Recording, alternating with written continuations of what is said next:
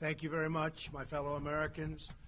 I am very proud to announce today that we have reached a deal to end the shutdown and reopen the federal government.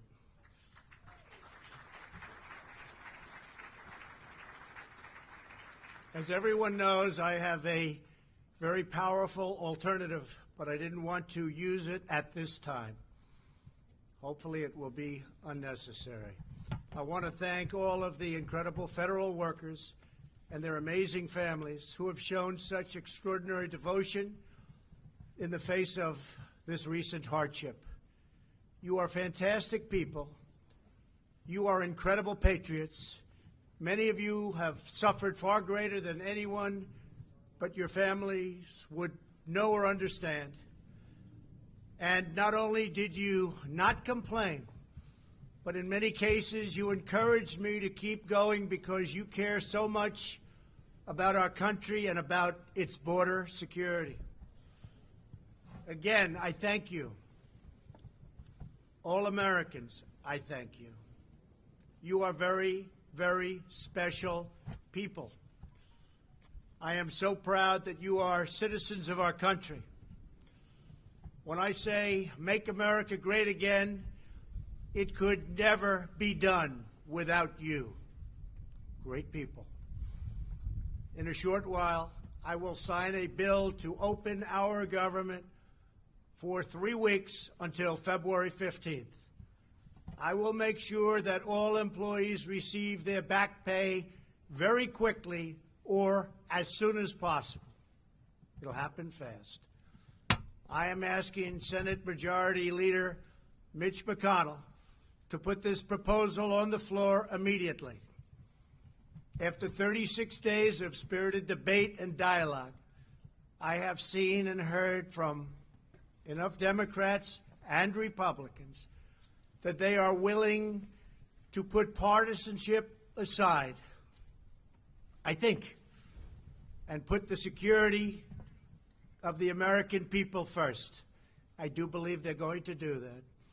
They have said they are for complete border security, and they have finally and fully acknowledged that having barriers, fencing, or walls, or whatever you want to call it, will be an important part of the solution. A bipartisan conference committee of House and Senate lawmakers and leaders will immediately begin reviewing the requests of our Homeland Security experts, and experts they are, and also law enforcement professionals who have worked with us so closely. We want to thank Border Patrol, ICE, and all law enforcement. Been incredible.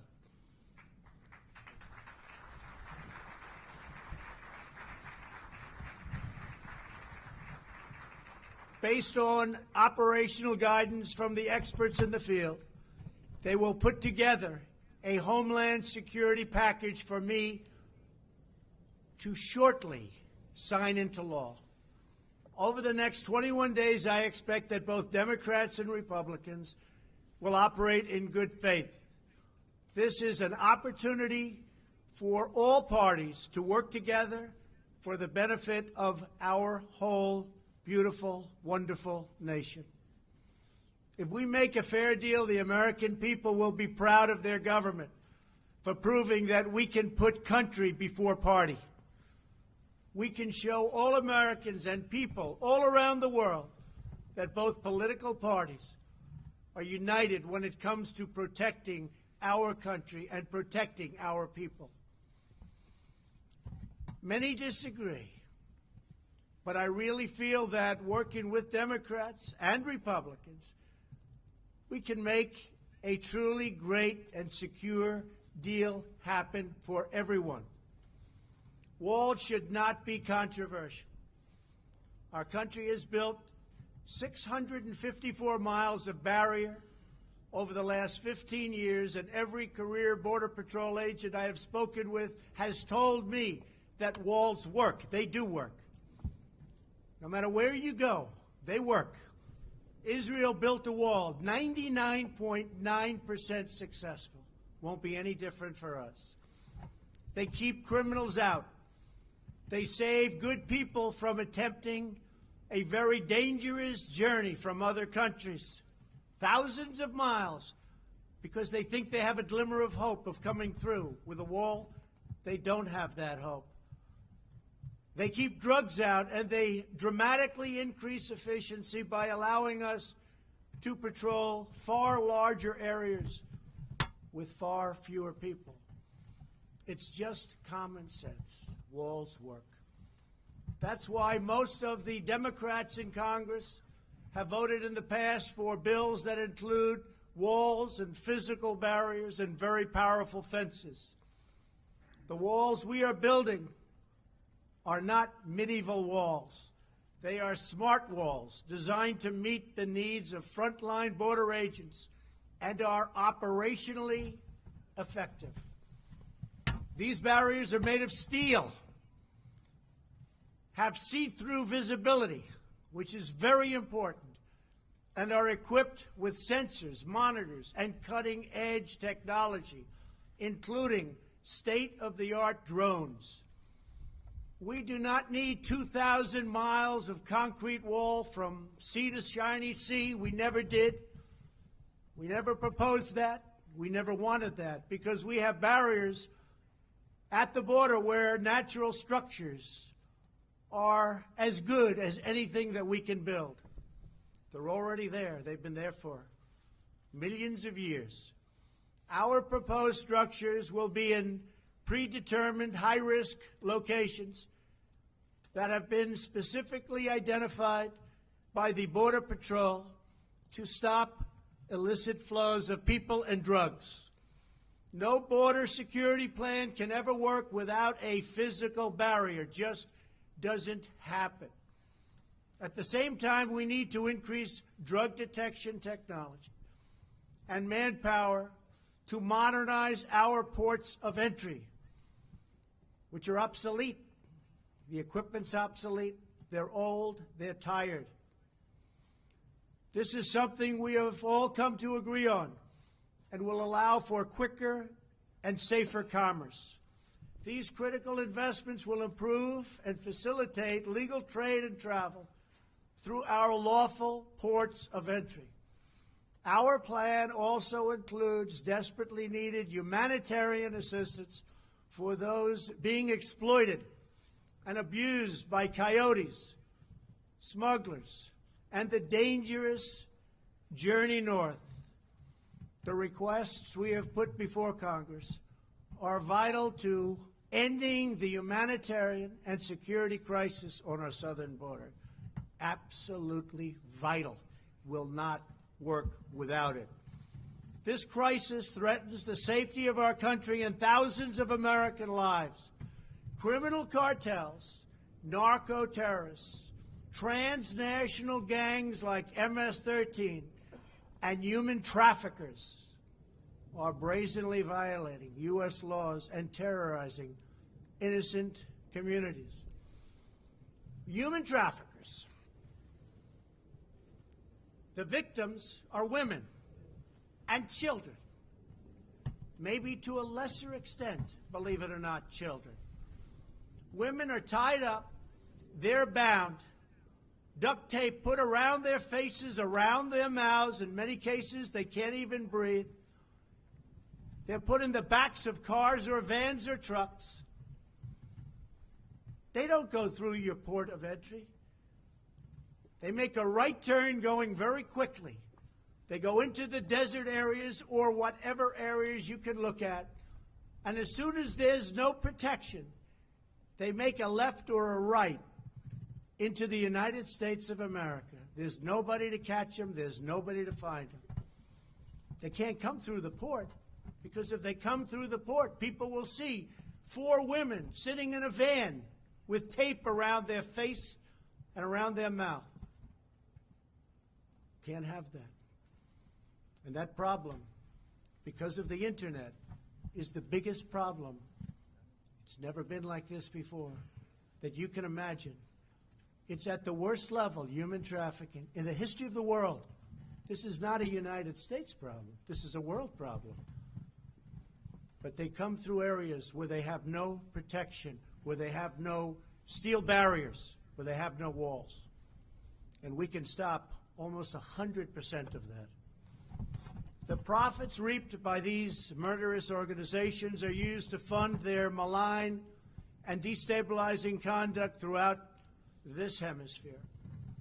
Last year alone, ICE officers removed 10,000 known or suspected gang members like MS-13 and members as bad as them.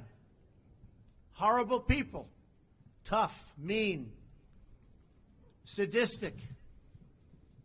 In the last 2 years, ICE officers arrested a total of 266,000 criminal aliens inside of the United States, including those charged or convicted of nearly 100,000 assaults, 30,000 sex crimes, and 4,000 homicides, or, as you would call them, violent, vicious killings. Can be stopped. Vast quantities of lethal drugs, including meth, fentanyl, heroin, and cocaine, are smuggled across our southern border and into U.S. schools and communities. Drugs kill much more than 70,000 Americans a year and cost our society in excess of $700 billion. The sheer volume of illegal immigration has overwhelmed federal authorities and stretched our immigration system beyond the breaking point. Nearly 50 migrants a day are being referred for medical assistance. They're very, very sick, making this a health crisis as well. It's a very big health crisis. People have no idea how big it is unless you're there. Our backlog in the immigration courts is now far greater than the 800,000 cases that you've been hearing about over the last couple of years. Think of that, though. 800,000 cases because our laws are obsolete. So obsolete. They're the laughing stock all over the world. Our immigration laws, all over the world, they've been there for a long time, are the laughing stock all over the world.